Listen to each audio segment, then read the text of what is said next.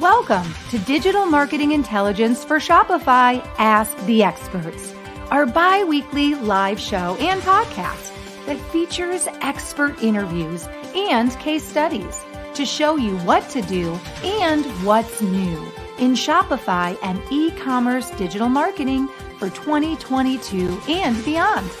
Ask questions, suggest topics, and grow faster with actionable insights and proven strategies from the world's leading Shopify and e-commerce marketing experts. Hello, everybody, and welcome to Digital Marketing Intelligence for Shopify Ask the Experts. I'm Marissa Morgan, today's show host. I'm also the Business Development Manager here at Engage. On behalf of myself and the entire team at Engage, I want to welcome you to today's show. Today, we're going to find out how conversion rate optimization, CRO, can not only pay for itself while increasing your Shopify store sales by 30% or more. We know CRO is a huge topic to talk about, and today's guest is the former head of conversion for one of the world's leading entertainment providers, and he's going to join us in just a few minutes to share his insights on this incredible topic. And I want to remind you to stick around because after today's talk with our special guest, of course, we will share our Engage digital marketing news of the week. Every single week, we share a piece of news, a tip, or a trend in digital marketing. And with this year's series focus on Shopify and e-commerce, you're right. Every single news of the week will also have a Shopify and an e-commerce focus. So before we get started, I do want to share that all of this incredible information and all the insights today are brought to you by Engage. Here at Engage, we are super excited. It's the month of March, and we're just gearing up to launch next week a very new app. It's our latest app in a series of communication tools to help businesses grow and scale and optimize their customer experience. That app is called SMS Marketing for Shopify stores. So if you have a Shopify store, if you're considering starting a Shopify store, if you're in the e-commerce space, you don't want to miss our incredible launch. It's happening next week on March 15th. And it's important because when we're talking about connecting with our consumers, we know that SMS has a 98% open rate versus about a 20% open rate when we're talking about email marketing. So what does that mean? That means if you use the SMS Marketing for Shopify app from Engage, it's going to be super easy for you to not only build your customer list, but also to increase sales, save time with automation, and of course, promote new products. And you can do all of this with a non-technical staff because our app is no code. It is no code support bots. So it's very easy to get up and running. If you're excited about it as much as we are, we invite you to join us for the kickoff by getting our app starting March 15th and enjoying a 30-day free trial, which includes 500 free SMS messages that you can start sending out right away to customers and to prospect customers as well to check it out, try it on for size, and find out that it's the right fit for your business. You've got nothing to lose except a huge amount of business. And we're going to learn from our guest today that it's all about customer experience, right? He has a saying, and I actually really like this. He says, if you're not focusing on the customer experience, you're leaving revenue on the table. I want you to help me welcome our guest today. His name is Will Lawrenson, and he's joining us from across the pond in London. If you don't know who Will is, you need to. Will is a conversion optimization expert, also a customer marketing consultant who helps brands sell more products without resorting to discounting through conversion rate optimization and marketing automation. Those are two of our favorite subjects, by the way, Will. We love automation here at Engage.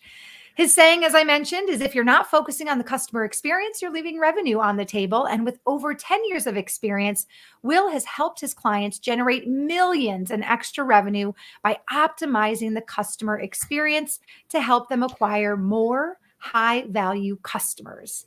He is also the host of the Customers Who Click blog podcast and consulting company. Will, thank you so much for joining us today. Welcome to Digital Marketing Intelligence for Shopify. Thank you for being our expert. Hi, thank you for having me. We're so happy to have you here because you've put together a really nice, very succinct outline of a few important things you'd like to share with us. And before we get started, I want to remind everybody that this is a live show. We're broadcasting right now live, simulcast to LinkedIn Live, to Facebook, also to YouTube. If you're joining us live watching the show, please drop us a note. Let us know where you're joining us from. As I mentioned, Will is joining us from London. I'm in the Midwest, right smack dab in the middle of the United States in Minneapolis, Minnesota. Let us know where you're joining us from. And if you have any questions during today's show, feel free to leave those in the comment section and we'll bubble those up to Will as we go. All right, Will, you put together a really nice outline for us. So I'm going to start off our show by sharing that with the audience in just a minute. But before I do that, I'd love to hear right from the horse's mouth how you got into CRO to begin with. Is that something you went to? I mean, this didn't exist when we went to college, I don't think. So, how did the path Um, start for you? yeah, sure. So I started off in a few startups actually at the start of my career. But very first role was actually sales, but moved into marketing and started to focus more on this kind of central marketing position within one of the companies that I worked for.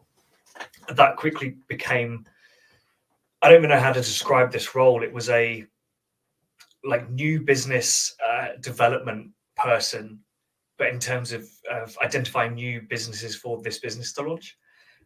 So I immediately, even 18 months in, I started working with designers, developers, product people, other marketers to try and identify and build out this new business to basically to try and lift the value of this company and sell it. That was kind of the idea. Um, I moved off from there to another startup and two more after that. Had one of my own somewhere in the middle of that as well, before ending up at Gamesys, where I was head of conversion. But what I always found was at all these startups, the marketing team was generally just told, "Here's your budget, go away and acquire customers." Like that's it. We're talking maybe tens of thousands, maybe hundreds of thousands, potentially millions a month in budget, and just told, "Go acquire customers. That's your job." And at a startup, as I'm sure a lot of people are aware, if especially if they've got kind of younger businesses of their own, things aren't perfect, right? The Okay. experience on a website might not be perfect within an app.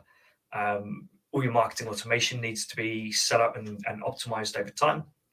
And what I was really finding was we had problems with the website, the app, the product itself. So I found myself more and more pushing myself into the kind of product and development side, really. Even when I was, my roles were always marketing, marketing manager, head of marketing, that sort of thing.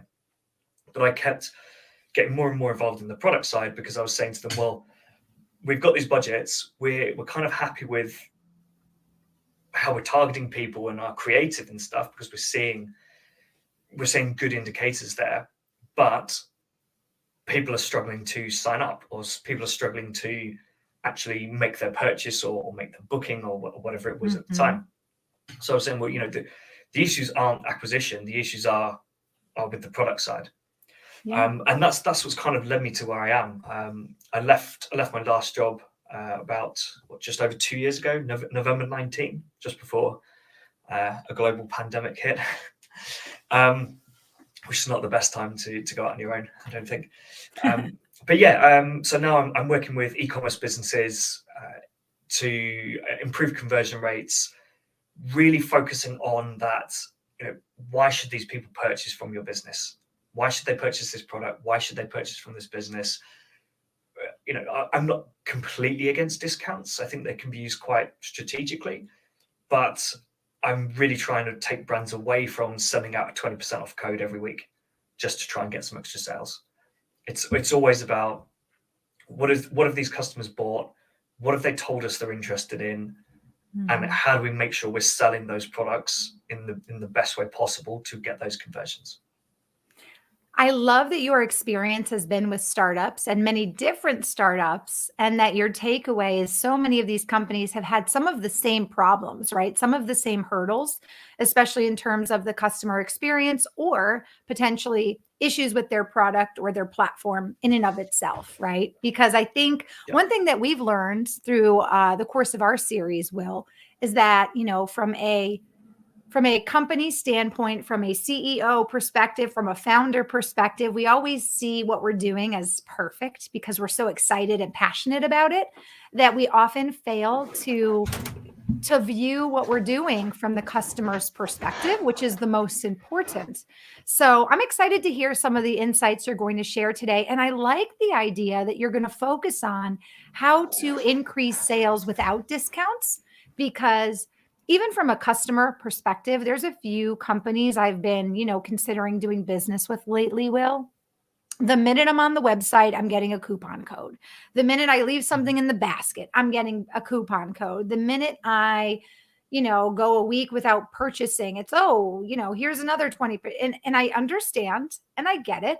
Um, but at the same time, too, I think, you almost get to a point, and some businesses are, where there's like just a saturation of these codes and these discounts where customers yeah, are smarter than we think they are. They are very smart. And we say, okay, well, I'm not going to purchase unless I get a discount. Why would I ever pay full price? I know this company sends a discount every single week. I'll wait till Thursday. They send an email every Thursday or every Friday. So I think this will be really good because, we all want, especially if we are a startup, we all want people to try our product. We want people to have a good experience. We want them to become a loyal repeat customer. And yes, discounts are a great way, obviously, to get somebody in the door to get your product in their hand. But we have to, I think you're right, kind of leverage that and strike a happy balance there. Wouldn't you agree? yeah. I mean, even my mum about 3 months ago realized that if she left something in a basket, she'd get an email from that company a little bit later. So Right. now it's really reached that point where it's too many brands are doing it.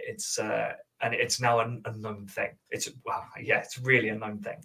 We're Um, just like the hamsters, right? We've all been trained, right, with the way yeah, e-commerce is going. We know, leave it in a basket, we're going to get a coupon code, or just look at it, and then they're going to get email us, say, oh, you I saw you checking this out. Hey, it's 20% off today. So yeah. we all I know mean, we're being conditioned. obviously, this is the work I do, so I'm a little bit more into it. But quite often now, if I go to a website and I don't get a pop-up, I will open that website in Incognito just to check it and make sure that I didn't visit this website a few days ago, forgot about it, and I actually ignored the pop-up then. So I will Oh, open it up in smart. Incognito to see if that discount's actually going to pop up. Oh, that's interesting. Ooh, because there are times I've been in a rush and I'm like, okay, yeah, yeah, yeah. I don't want to sign up for the text to get the 20% off right now. I need to just see if you have my product. And that's true. And then you Yeah, go back and click again, and now you're not a brand new visitor. So they don't offer you that sometimes. Ooh, incognito. it's rare that the first time someone lands on your website, they will make that purchase, It's right? true. So just putting that discount in front of them and saying, "What's your email address? We'll send you a discount," doesn't doesn't offer any value to that person. So they're either going to fill it in anyway, probably put some sort of junk email in.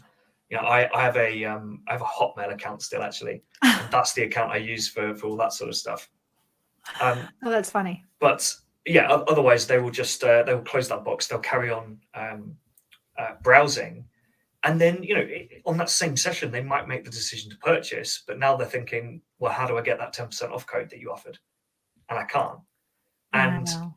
you know, generally, I don't think people are savvy enough to do what I mentioned, which is just open the website again in Incognito, You might right? have to share, not right now, but before we go, you're going to have to share how to do that. Tell us how to do that. But I do want to dive in. I see a Okay. lot of people joining us on LinkedIn. So if you are just joining us, welcome to today's show. If you're listening to us on the podcast replay, this is going to be a great show. We're diving right in. We're talking about CRO and how you can increase your Shopify stores by using CRO. And let's look at what Will's going to cover today, because I'm excited about this. We're really diving into why discounting is bad for your business. That's the first thing we're going to talk about. And we've already kind of discussed a few, discount situations in the real world. And I'm excited to hear what Will has to share as we continue that portion. And I am going to make him share how to look at a website incognito because I don't know how to do it.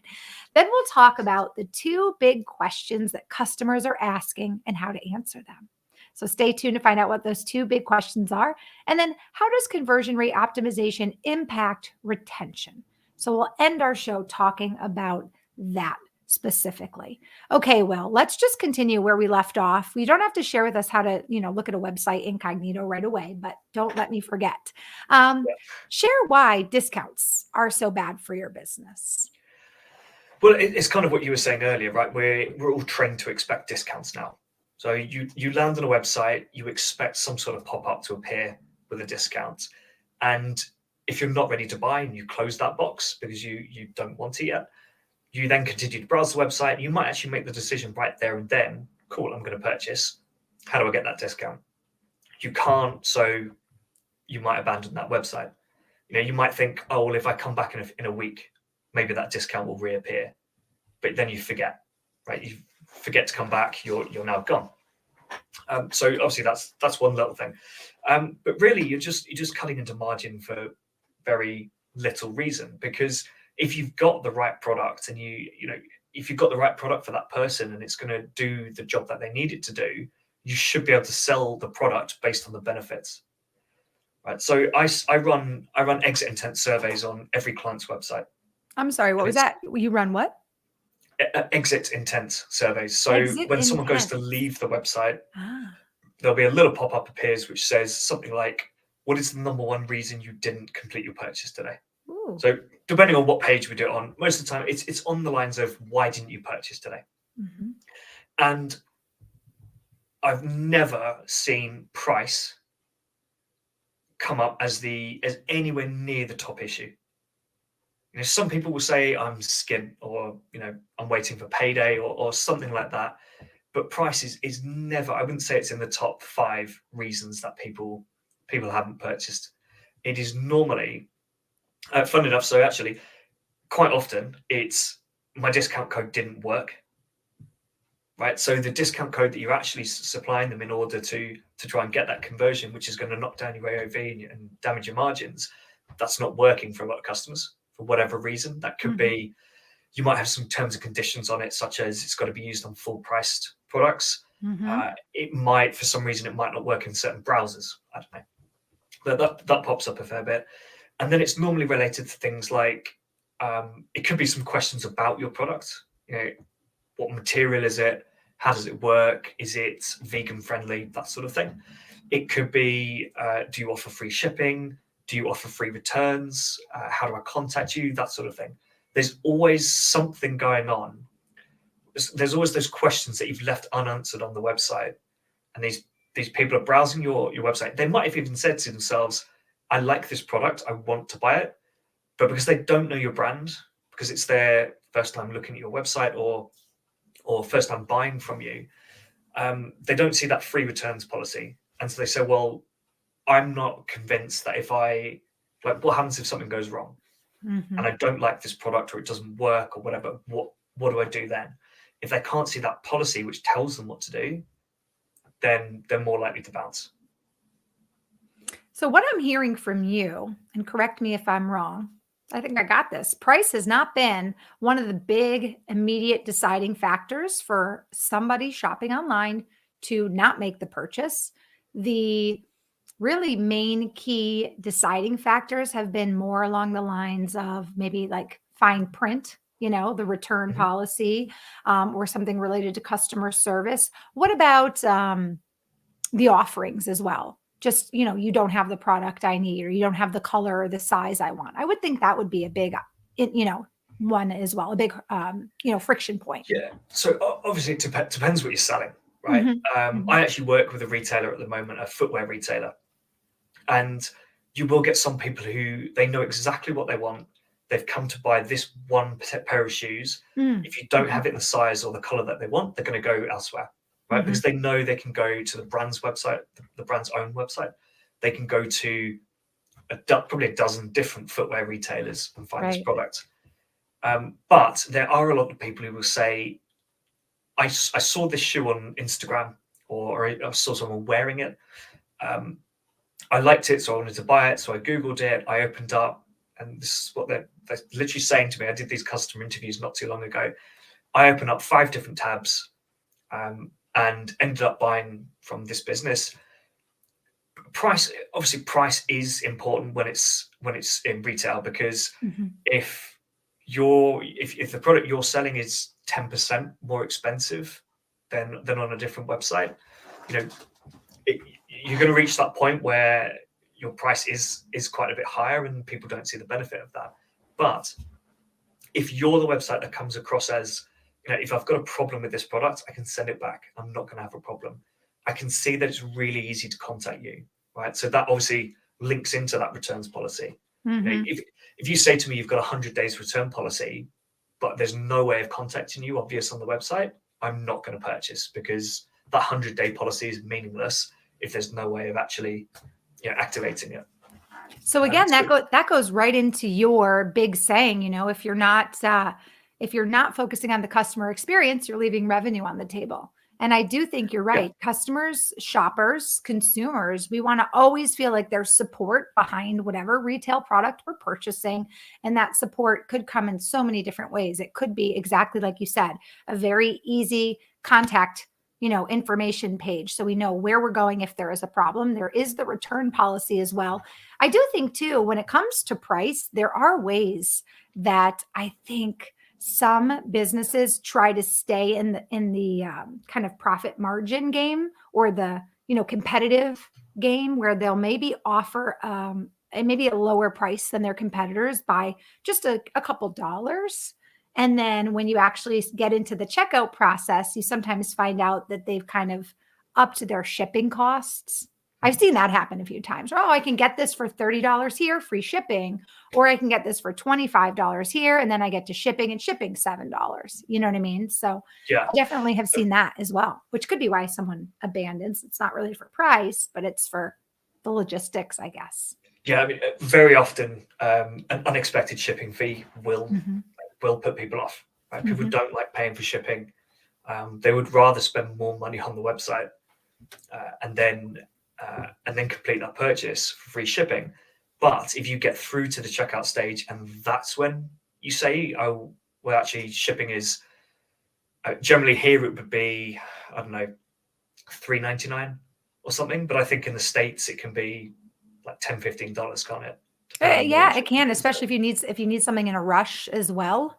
yeah. That expedited shipping always comes into play. I would say $8.99 might be pretty standard if you have to pay for shipping. Maybe $8 to Okay. $10. Yeah. Yeah. So that's probably, I don't know, like £6, which would be expensive here. Yeah. That I think for just kind of standard shipping, that'd be considered expensive. So if I saw, if I got through to the checkout and suddenly it said $5.99, I'm thinking, like, how much do I want this? Mhm. Am I willing to pay that $5.99? Mhm. Am I going to go back to the website and try and browse for some other products? Right? If you're lucky and I have noticed something else, I might go back. If you're unlucky, I'm going to say, well, actually, let me think about this, or I'll come back to it. But it's something that's definitely going to kind of put me off, and it's well, we know that it puts off a lot of customers. So I'm definitely not saying just offer free shipping to everyone. Right? That's not the solution. But be really upfront with it. Make everything clear going from the outset. I remember seeing on Twitter, someone had mentioned he runs a really small candle business, and he mentioned that he changed the text on the delivery to say, I think it was something like a reasonable shipping fee, £2.50 or something like that. And he found that conversion rate went up with that, Hmm. because even though he was charging shipping, he was kind of saying, well, it's a reasonable fee, right? £2.50 is not a lot to spend to get this shipped to you. That was really interesting. I've not tested that out myself, though. That's interesting. I do think you're right. Verbiage sometimes, or how transparent the message is, or the messaging behind the message. If you're a small, let's say you're an Etsy style, one woman crafting, business, and you're shipping things out of your garage, you're doing the labels with one of those shipping programs, but I mean, you are paying for shipping and you're doing everything yourself. Makes sense to say, hey, I'm a single mom startup business, reasonable shipping, exactly $3 or something. I think it's interesting because people can also hear what you're saying, and that can help their kind of help how they perceive your brand. You know what I mean? You can really Yeah. use some of this as ways to show who your brand is. And, if you're a one-woman shop, you make everything by hand, someone is more likely to pay for shipping versus if I am in a factory of 400 employees and this is a multi-million-dollar company that does hundreds and billions of dollars a year. Really, you can't afford to send me a keychain? I ordered a keychain. You're going to charge me $8 to send me a keychain? It doesn't make sense. And it seems greedy, right? From the consumer standpoint. I mean, we have a retailer here called ASOS. Oh, I love ASOS. Yes. Yeah. Okay. So really well known for the fact that it's got, I don't know if it's free shipping on everything, but it's free returns. Free return shipping, free return shipping and free returns. Yeah. And I have a feeling they got free shipping, or it's a very low threshold, but basically they became known as, you just order loads of stuff and you just send back what you don't want because it doesn't cost you anything. Mm-hmm. And I think that became a bit of a problem for them. I'm pretty sure it's ASOS, but I read that someone senior in it, again, can't remember the job title, said their return rate was something like 40%, which is just huge. And it's all cost that they're having to deal with.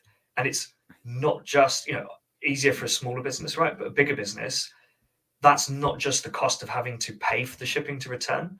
You've then got to pay for someone to restock or, restock the shelf, or say, well, this person's worn this product, so actually we've got to send it to the outlet, or, whatever. There are other costs involved in doing that.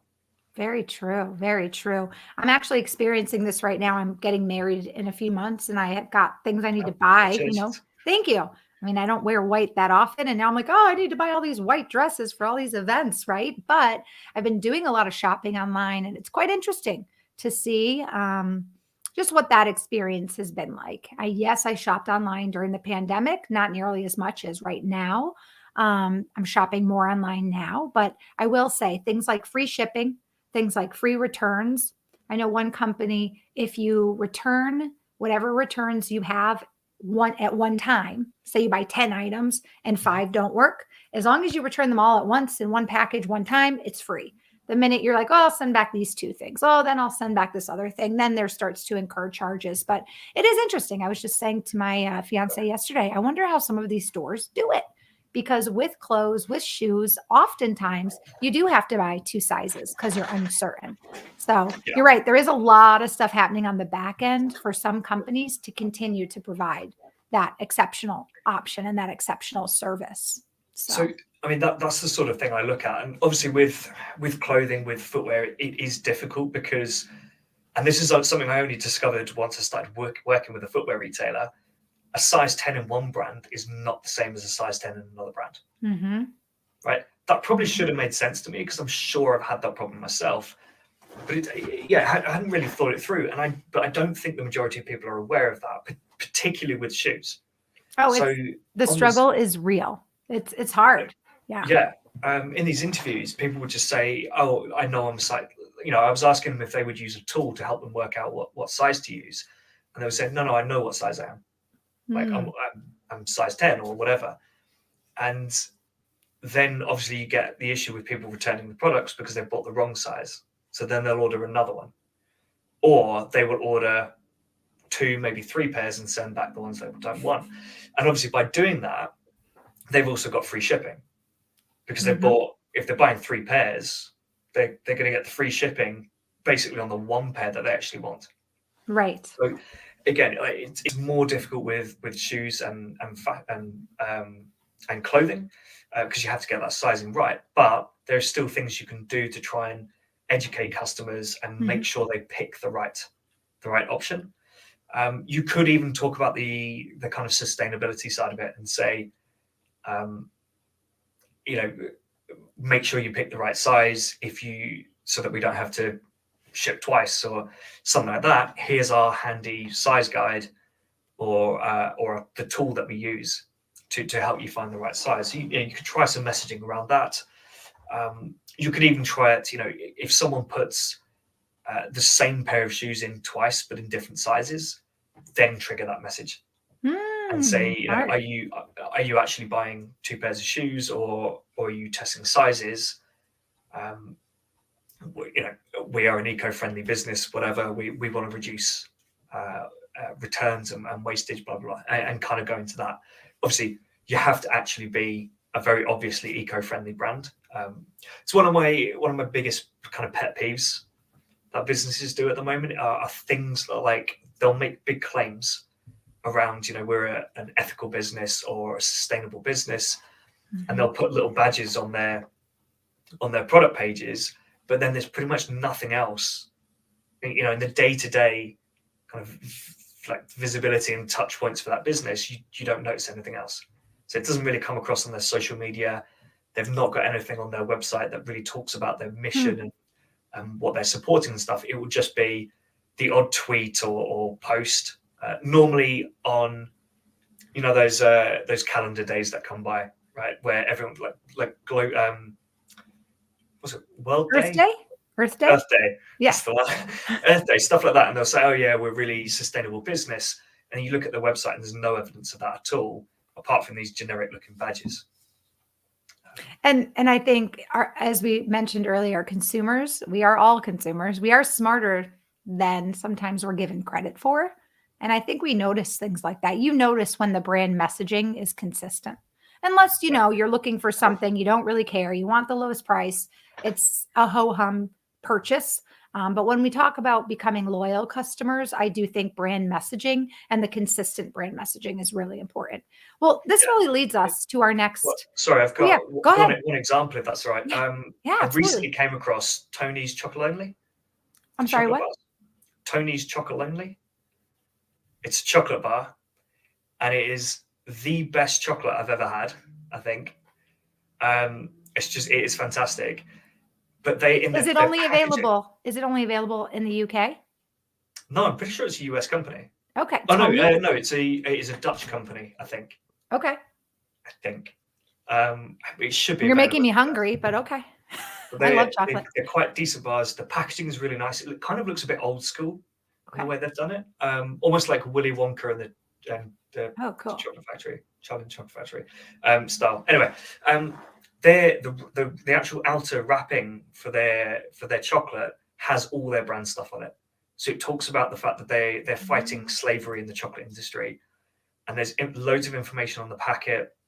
That then leads you to the website, where they've got large amounts of their website dedicated to talking about their mission, what you can do to help support it and stuff.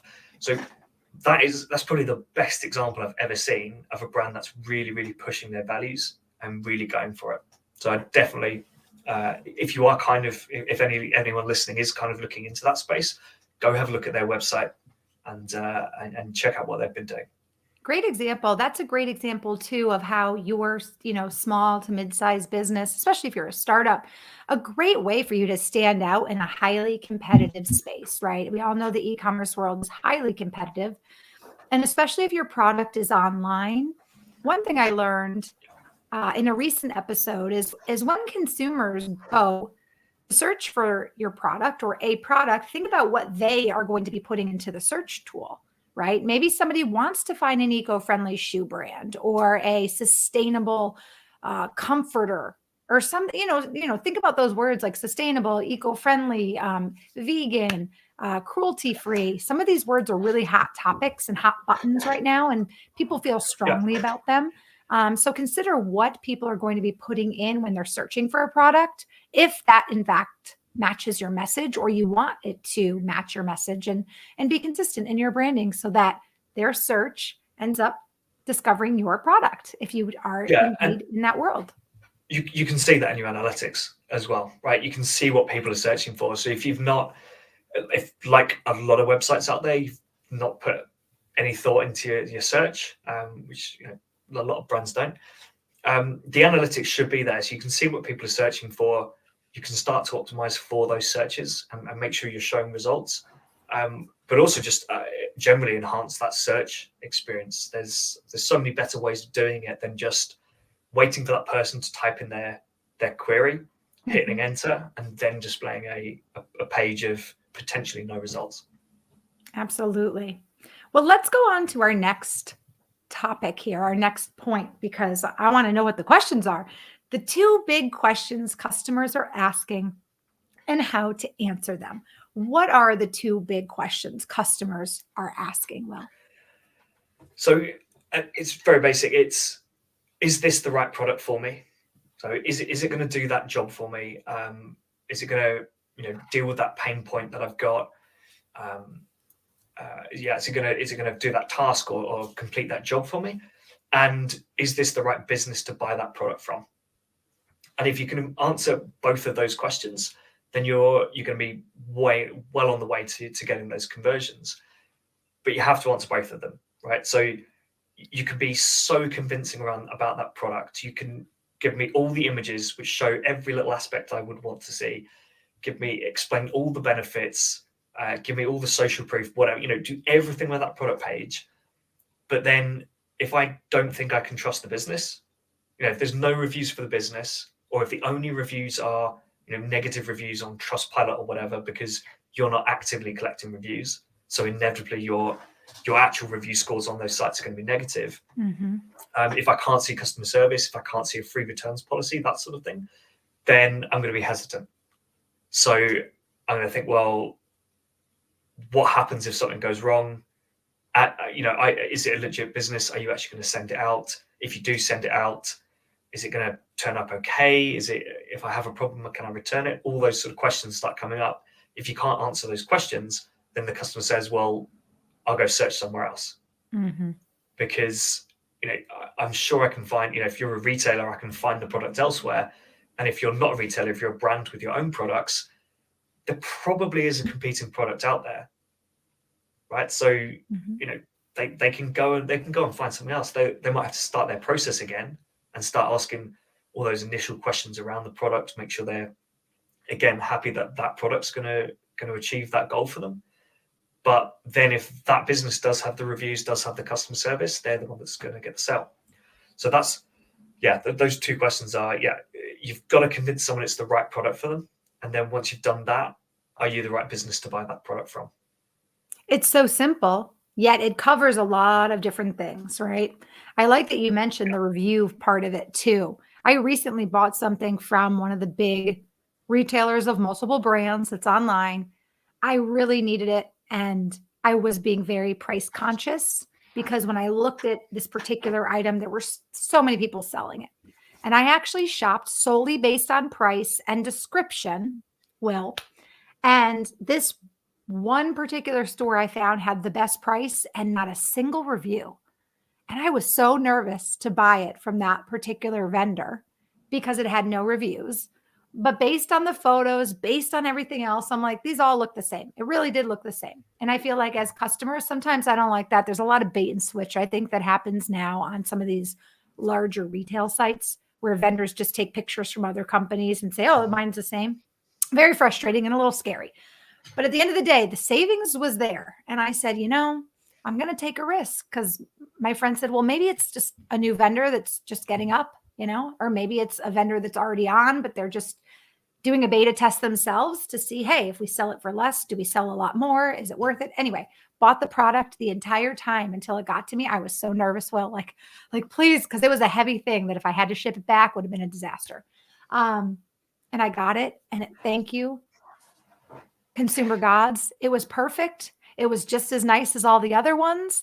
Why there were no reviews, I don't know. But the entire stress of it, I probably got like 3 gray hairs. I'm so glad it worked out. But that experience alone felt like a one-off because we do look at reviews. And sometimes we even go, well, there are 10 bad ones, but there's 15 good ones. But the bad ones are really bad. But the good ones are okay. I mean, we use reviews now, really when we're doing our homework.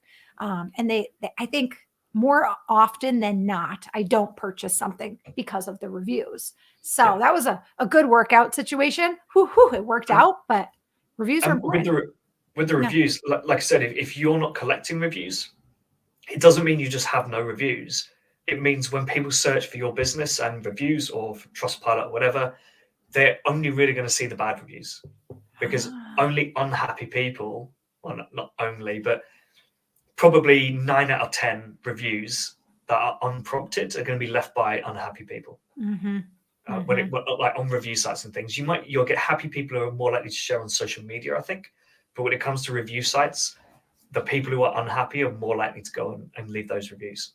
So if you're not actively collecting them, you're only going to get a negative score. That makes sense. Very, very unlikely, unless you are an incredible business, of course. Yeah, no, that makes sense. Very seldom do I write a good review.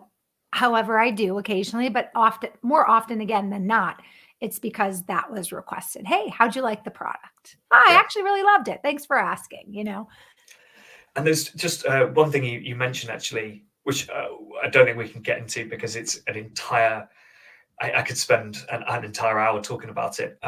It's that post-purchase experience, right? So you said from the moment you purchased it to the moment you got it, you were thinking like, what's going on? Is it going to turn up? What's it going to be like? That post-purchase experience is so important as well. That communication, right? So making sure people are aware of the tracking process, right? Where is this product? Has it been shipped? Who's it with at the moment? Where is it? When's it going to arrive? Brands are getting better and better at this. We're starting to get, generally with e-commerce, right? If you're a Shopify business, you can get this tracking set up really easily. But what's great, what I think is particularly great, partly, I guess, because of my living arrangements, right? My previous place was a flat with a concierge, which meant any package just got collected, right? I didn't have to do anything, didn't have to worry about it. Very nice. And now I work from home, so I'm generally here anyway. But what's really good is the number of businesses who would previously be the type of business that would say, we're going to be with you between 7 a.m. and 7 p.m. That's your delivery slot. And you're thinking, great, I've got to be in the entire day. I don't know when it's come up. Can't make any plans. And so inevitably, if I don't make plans, it will turn up at 7 a.m. and I've got the whole day free. If I do make plans, it's going to turn up at 6:50 or 7 o'clock, and my day is ruined. But now what we're getting is, you tend to get a text message saying, this is your delivery day between, and it probably will say between 9 a.m. and 5 p.m. or something. And then, maybe a day or 2 days before, you'll get the actual delivery slot. And they'll say, right, it's actually going to be delivered between 1 and 2 o'clock. Right? So that's getting so much better. We just went through that. Yeah, it's getting so much better. And even now, with certain brands, you can actually track the package. I just got something this morning. It said your package is 10 stops away. I'm like, oh, great. It'll be here before our show. I don't have to worry about the doorbell ringing, or vice versa. Yeah. If something is not going to be there for a while, you can go about your day. I do think you're right. Understanding that a customer wants their product, wants it obviously as fast as they can, but they want it safely in one piece, not damaged, but they also want it in a way that doesn't disrupt their day-to-day life. No one wants to sit home and wait for a package. And yeah, sometimes you have to sign for something. Yes, sometimes a delivery man has to come inside and put it together, etc. But we all want to be able to do that with ease and really at our own convenience. Convenience is a huge part of why we shop online. It is really difficult though, as a business, obviously, like logistically. Here we've got Prime Now, which is Amazon Prime Now, which is you get it on the same day, and you can book it might even be an hour slot, an hour or 2 hour slot, I can't remember. And we are getting some other businesses that are opening up, which are doing similar things, right? So they are courier services, which specialize in saying, you can offer your customers delivery within a certain slot. And they're even allowing you to say things like, well, it's free delivery if you order it, just standard delivery. Then it's going to be $3.99 if you want to say, I want it on this day in the morning. And then it'll be $12.99 if you say, I want it in this hour slot.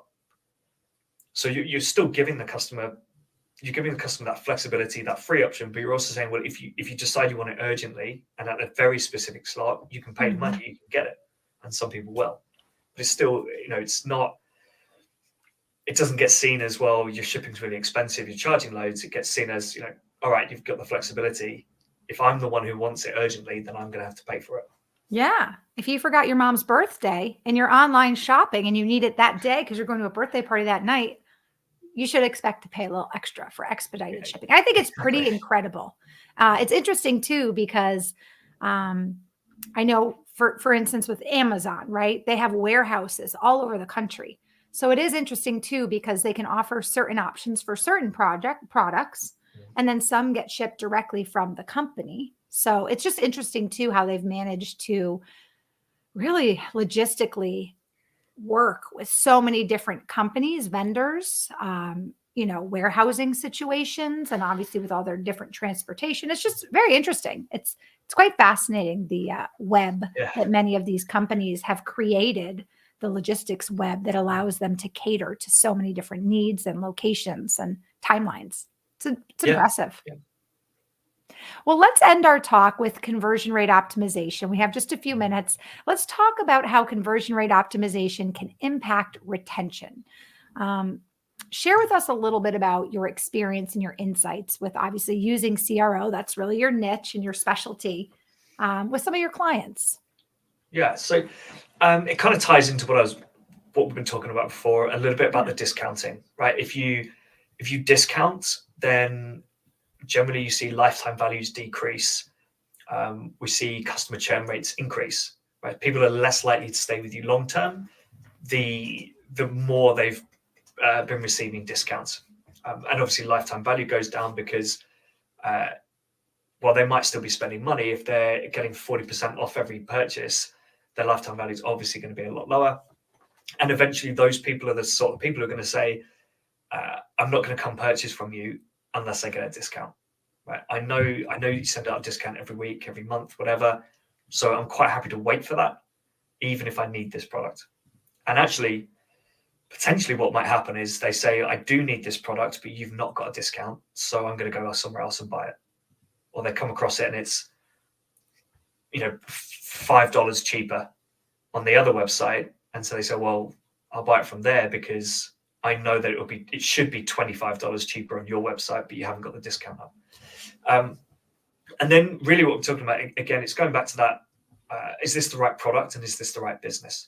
And Mhm. if you can answer all those questions and get that conversion for the right reason, because people are really convinced about that purchase, then they're going to be more likely to come back. Still assuming that your product is good, right? You still have to get the entire journey right. Your product has to be good. It has to do the job. The delivery experience needs to be good. But generally speaking, like if you can answer those two questions, you're much more likely to get retention. And the three areas I focus on for that are usability. So that's usability of the website, right? So at a very basic level, does your website work?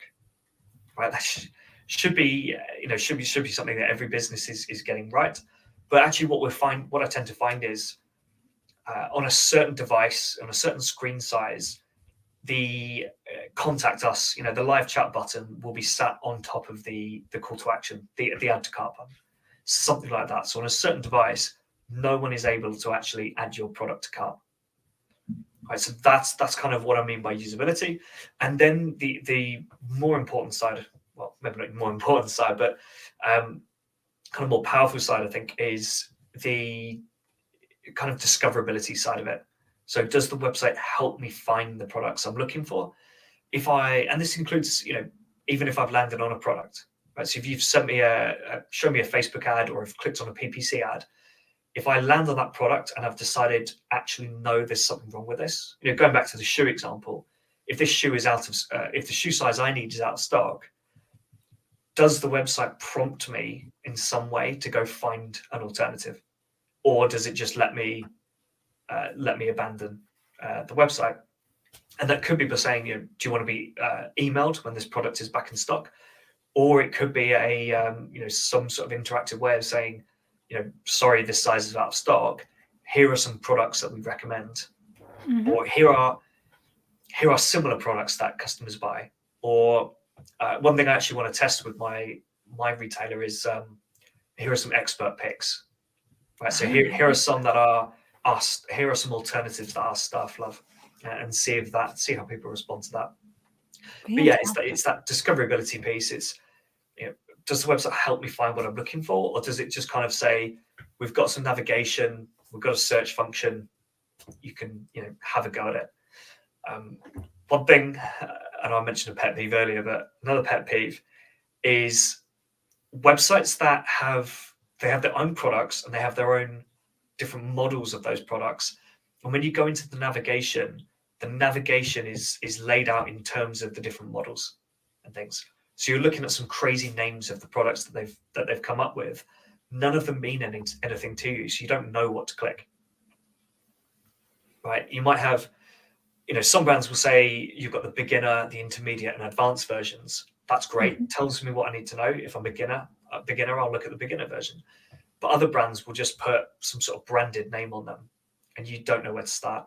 Right? So you click into the first one, you're not too sure. You click into the second one, you're still not too sure. Then you've got to try and go back and compare them. Mm. This is sort of the discovery and usability piece that can cause a lot of friction.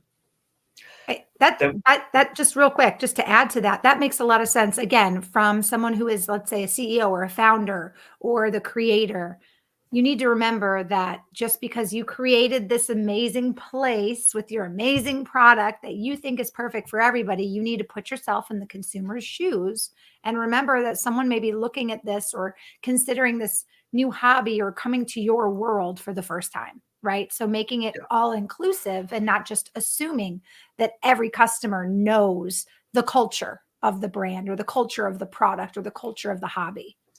Yeah, exactly. Yeah. And then we got, so anxiety is the second piece. Hmm. So that is, does the website answer my questions, my concerns, my doubts? Right. So think of some examples. If you're selling food, some sort of food product, it could be, do I have dietary requirements? Is it clear whether my dietary requirements are met by this product? So, it could be, does this product have nuts in it? Is it vegan? These sort of questions. If I can't see that there and answer that question clearly by looking at a product page, then I'm going to leave. Or it could be, I remember, I'm trying to think of the exact example of this. It was a bookshelf that I think I was trying to order. And this particular bookshelf, it said, I think it said it was adhesive. So it stuck to the walls instead of being screwed into the walls, which was a really important point to me because I didn't want to have to screw it into the walls. Okay. It's my flat at the time, so I could have done it if I wanted to, but I think I was kind of leaning towards selling. So I was like, well, I don't want to screw something to the wall. So that was that anxiety. The question I was asking was, how does this thing stay stable?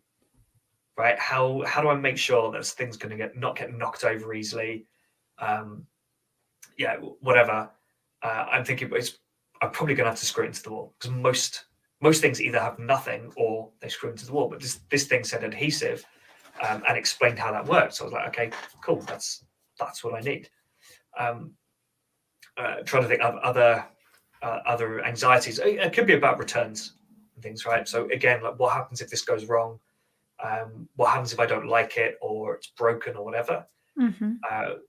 So there's that kind of, it's going back to those two questions, right? So is it the right product? Is it the right business? Anxiety still, it's covering both of those. So yeah, it's the product page answering all my questions about the product. And is it then also dealing with any concerns I might have about the business? So usability, I want to pop these up again. So usability is first, does the website actually work? Right. And that's a huge thing that people sometimes totally forget to even check. Then we've got discoverability.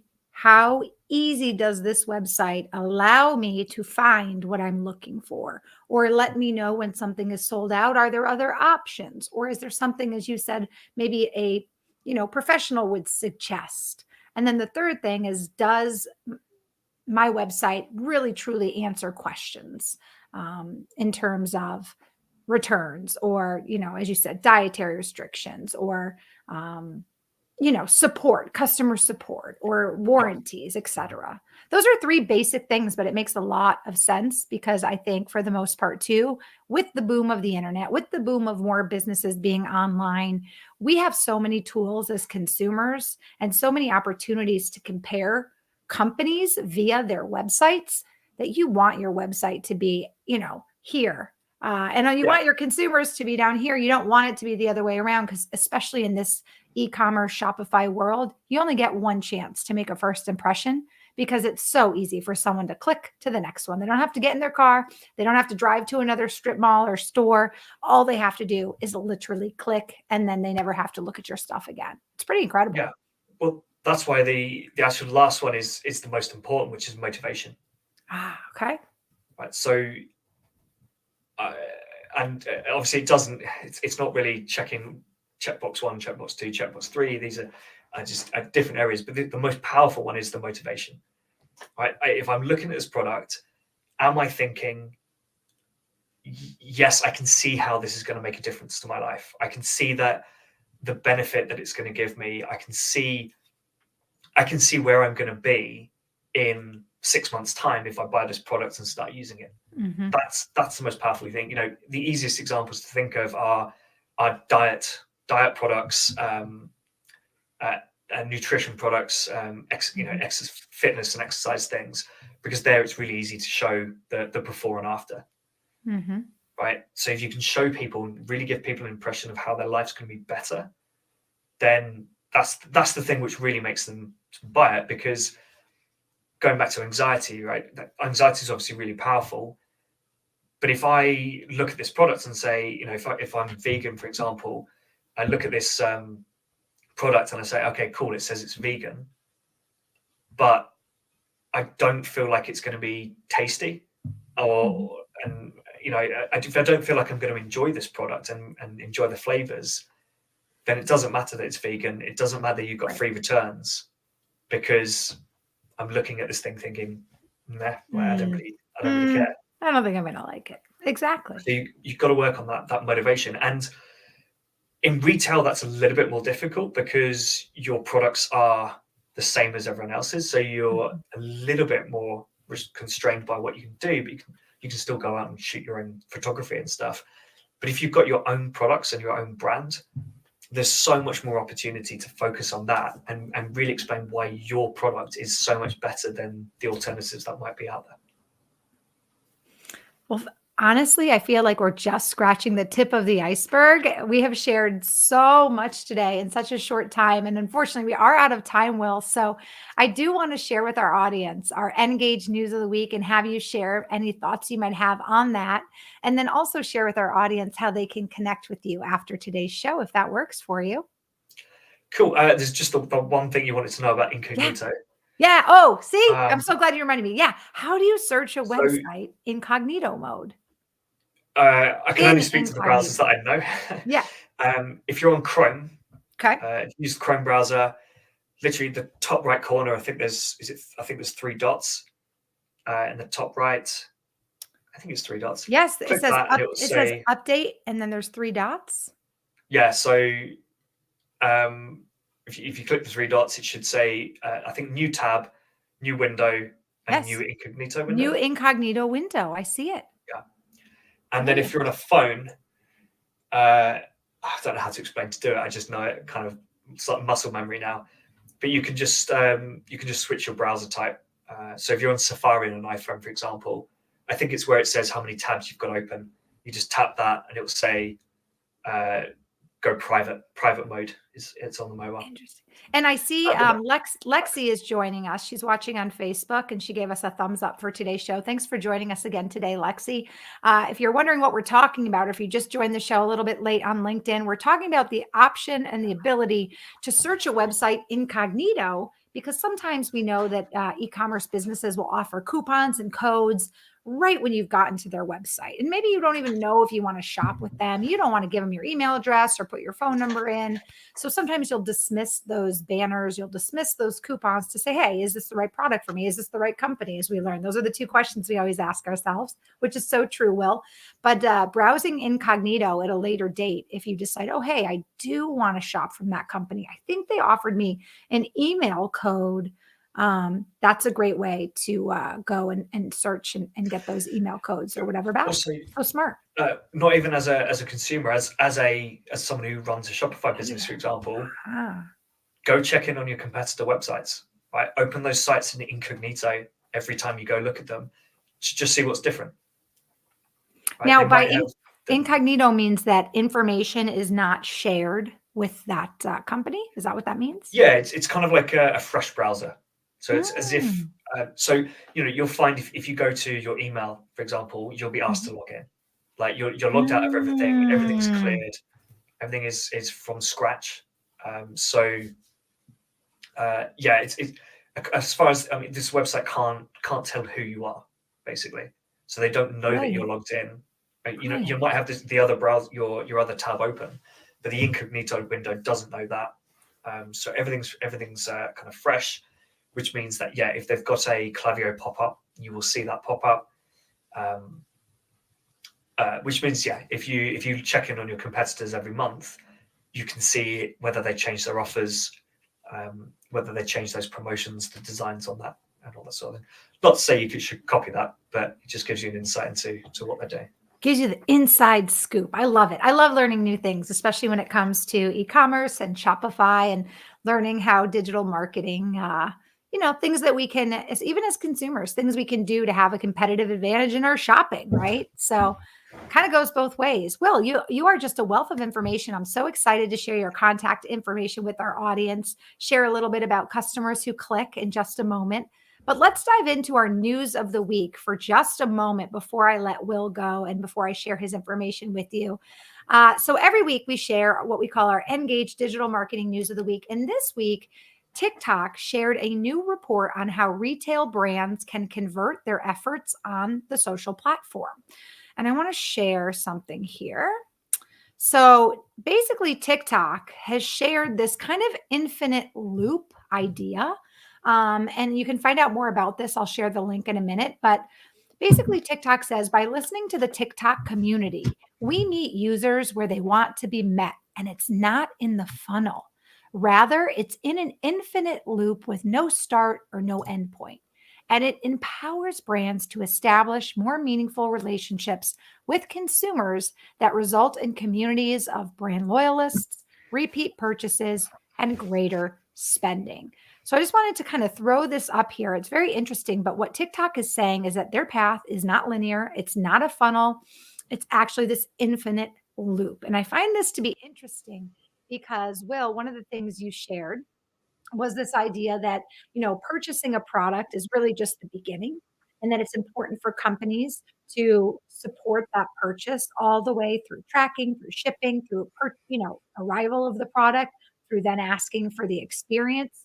So even though funnels are what we consider to be the way a lot of consumer purchases happen, what TikTok is saying is that it really is kind of this loop-de-loop more than it is a funnel. And I find that to be interesting. I'm going to share the link for those of you watching if you want to screenshot that to go and find that article. But just out of curiosity, from your experience, Will, do you have any insights or thoughts on this kind of different concept, the way that TikTok has laid things out? Do you agree, or any thoughts on it?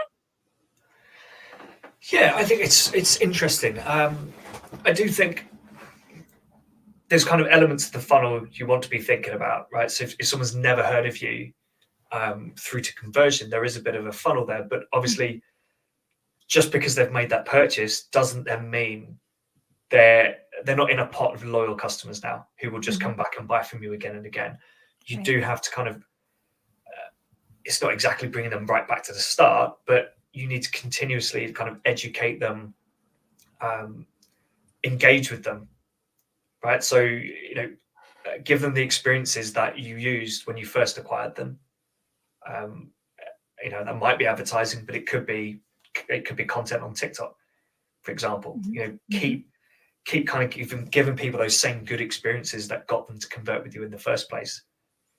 But what a lot of brands do is say, right, we've got the purchase, and then you kind of fall into this endless cycle of weekly or monthly email marketing campaigns that just dump product on you. Whereas, we're seeing a lot of really good brands who are kind of pushing people back to those communities and saying, make sure you engage with us on TikTok or join our community on Facebook or, whatever. But focusing more on that long-term value piece and that engagement, which will then bring people back. Absolutely. Absolutely. I agree so much. And I'm really excited for you, by the way. Speaking of engaging people and bringing them back, you're doing a lot right now with a podcast and really a blog. And it's who your company is. It's called Customers Who Click. Do you want to share with us before I, share your LinkedIn? Share with us what our audience can find at customerswhoclick.com. I know you've got the podcast, you've got a blog portion, but that is the name of your consult company. What can our audience find if they visit your website? What will they learn more about you?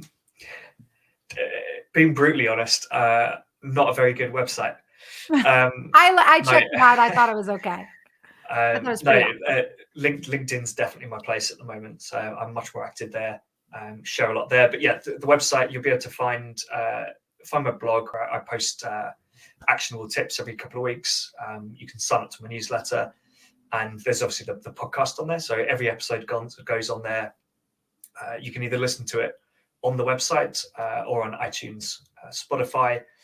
There's show notes and things on the website as well, so you can quickly see all the key points. And then LinkedIn would be the best place to contact me or follow me. And I'm actually doing a live training next week on Wednesday, which is all about those key concerns that customers have, which put them off purchasing. So I'll be talking a bit more about what information you can make sure is on the website, what those concerns are that you can deal with to make sure that people will purchase. So yeah, that's going to be next week. So if you add me on LinkedIn and mention this podcast, and mention the training, I'll get you added.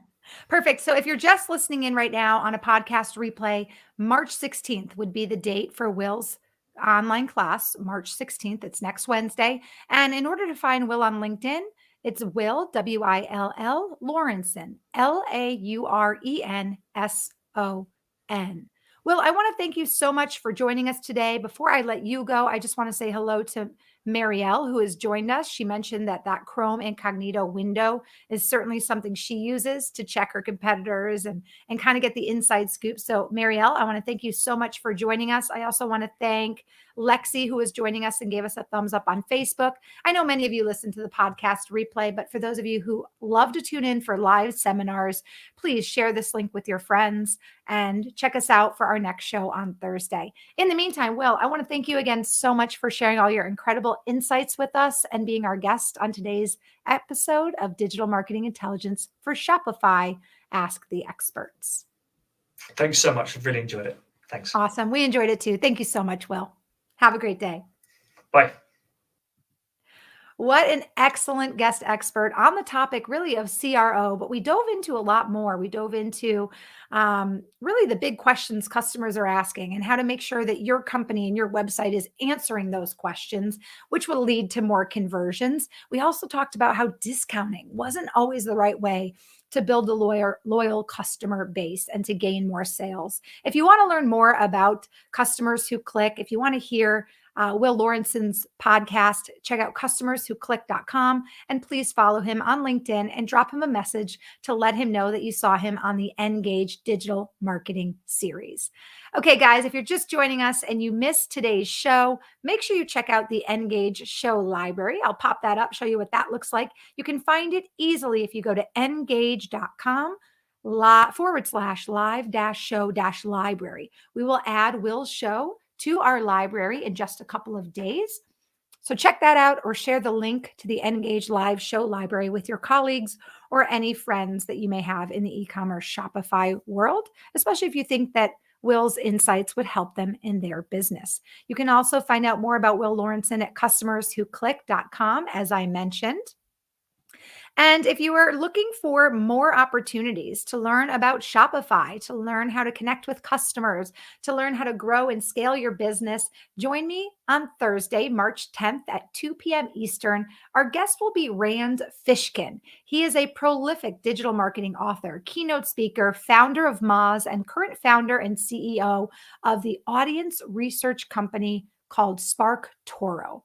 He'll be joining us to talk about how audience research can dramatically increase your customer acquisition opportunities outside of Facebook, Google, and Amazon ads. We learned a little bit about really audience research today from Will, who talked about exit surveys. I think that was a great tool he shared with us.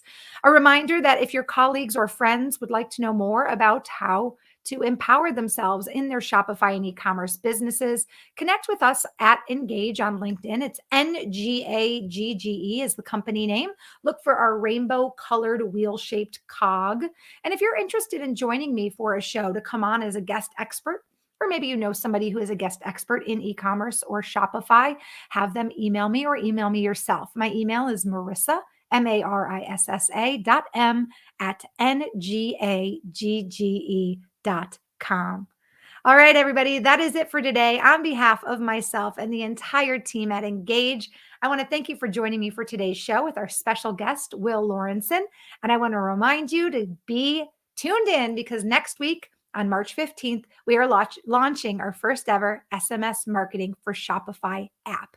You don't want to miss that and all the good things coming to you from Engage this year for your e-commerce business. Again, thank you so much for joining me, and I'll see you back here on Thursday, March 10th for our next episode of Digital Marketing Intelligence for Shopify.